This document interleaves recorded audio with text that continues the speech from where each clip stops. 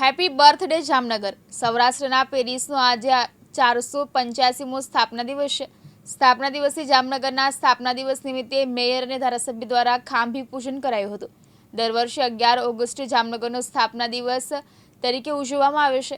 રાજવીય વિક્રમ સંવત 1596ના શ્રાવણ સુદ સાતમના દિવસે રંગમતી અને નાગમતી બે નદીઓ પર નવી રાજધાનીની સ્થાપના કરી અને તેને નવાનગર નામ આપ્યું। ત્યારબાદ પ્રજાવત્સલ રાજાના નામથી શહેર ઓળખાવા લાગ્યું અને જામનગર નામ પડ્યું હતું। આજ રોજ જામનગર દરબારગઢ ખાતે જે જામનગરની ખાંભી છે ત્યાં જામનગરનો 485મી સ્થાપના દિન નિમિત્તે એની પૂજા કરી અને આજે આ ખાંભી પૂજાની પૂજા કરીને જામનગર 485મી જન્મદિવસ છે સ્થાપના દિવસ એને ઉજવ્યો।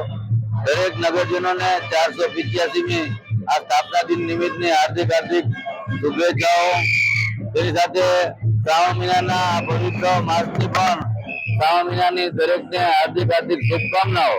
અને હમણાં 15મી ઓગસ્ટ સ્વતંત્રતા દિવસ આપણો આવી રહ્યો છે ત્યારે જામનગર શહેરની જનતા દ્વારા તારીખ 13ના મંગળવારે સાંજે 5 વાગે તળાવની પાળેથી જે તિરંગા યાત્રા નીકળવાની છે કે જે આપણી આઝાદી છે જે આપણે મળી છે તે આપણી યાદગાર માટે આ 13 તારીખે આ તિરંગા યાત્રામાં દરેક નગરજનોને જોડાવા મારી હાર્દિક અપીલ છે।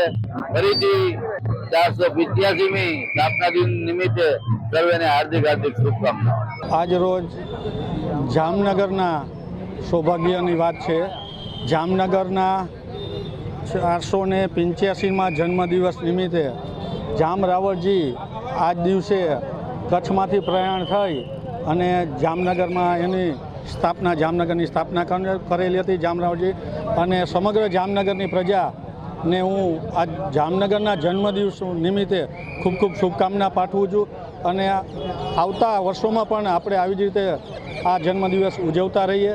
ખાંભી પૂજન કરેલું છે, અહીંથી અમે જામ સાહેબના સ્ટેચ્યુએ જઈ એની પૂજા વિતરણ કરશું તળાવની પારે જઈ અને અત્યારે અહીંયા ખાંભી પૂજન કરેલી માં જામનગરના ધારાસભ્ય શ્રી દિવેશભાઈ અકબરી, જામનગરના બીજા ધારાસભ્ય શ્રી રેવાબા, મારી સાથે ડેપ્યુટી મેયર, ડેપ્યુટી કમિશનર અને જામનગર મહાનગરપાલિકાના દંડક શ્રી કેતનભાઈ, આશીષભાઈ જોશી, આ બધા ભેગા થઈ તમામ કોર્પોરેટરો અને જામનગરના મહાનગરપાલિકાએ તમામે અમે અત્યારે ખાંભી પૂજન કરેલું છે અને હું જામનગરની તમામ પ્રજાને આની શુભકામના પાઠવું છું અને જામનગરને હેપી બર્થડે કહું છું। અનિલ ગોહિલ, દિવ્યાંગ ન્યૂઝ, જામનગર।